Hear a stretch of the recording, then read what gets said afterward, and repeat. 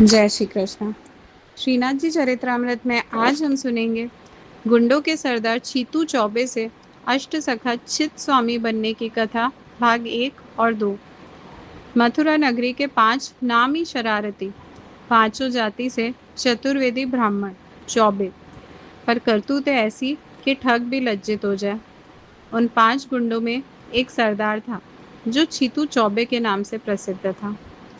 विश्राम घाट पर उनका अड्डा रहता था। आने जाने वाली स्त्रियों को छेड़ना, बात बात में झगड़ा खड़ा करना और अवसर मिलते ही लोगों को मार पीट कर लूट लेना, ऐसे उनके काम थे। सब लोग उनसे त्रस्त रहते थे। एक दिन उन 5 गुंडों ने मिलकर श्री गुसाई जी के चमत्कारों और सिद्धियों के विषय में निरर्थक और मनगढ़ंत बातें छेड़ी। मूंछों पर ताव देते हुए सरदार छीतू चौबे ने घोषणा की कि वह स्वयं श्री गुसाई जी के जादू टोने की परीक्षा लेगा। उसने एक पुराना सड़ा हुआ श्रीफल लिया, उसमें छेद करके राख भर दी और साथ में एक खोटा रुपया भी रख लिया। फिर 5 नाव में बैठकर गोकुल की ओर चल पड़े। उस समय श्री गुसाई जी अडेल के निवास के अतिरिक्त गोकुल में भी काफी समय विराजते थे। गोकुल पहुंचकर छीतू चौबे श्री गुसाई जी की बैठक में प्रविष्ट हुआ, जबकि उसके बाकी 4 साथी बाहर छिपे रहे। पर वहां पहुंचते ही अद्भुत घटना घटी। ज्यों ही छीतू चौबे ने श्री गुसाई जी के दर्शन किए, उसका भ्रम टूट गया। वह भाव विभोर होकर साष्टांग दंडवत प्रणाम करने लगा। उसके मन में गहरा पश्चाताप जाग उठा। अरे, मैं तो स्वयं साक्षात ईश्वर की ही हंसी उड़ाने चला आया था।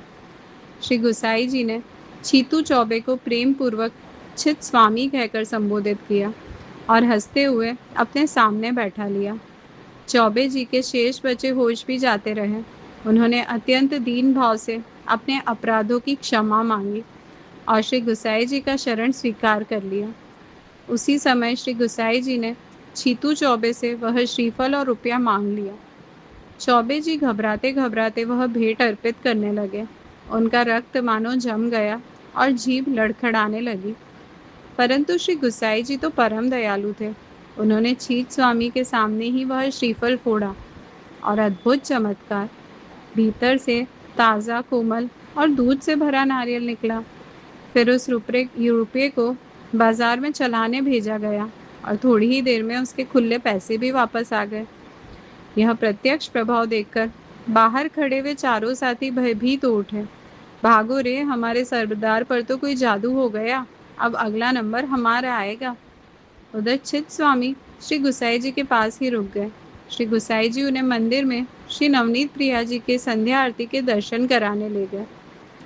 चित स्वामी ने देखा, अरे, श्री गुसाई जी तो मंदिर में खड़े हैं, अभी तो वे बैठक में थे, इतनी शीघ्र यहाँ कैसे पहुँच गए?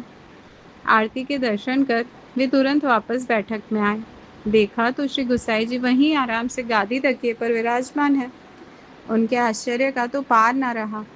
फिर मन को समझाया, अंदर से अवश्य कोई छोटा मार्ग होगा। जय श्री कृष्ण।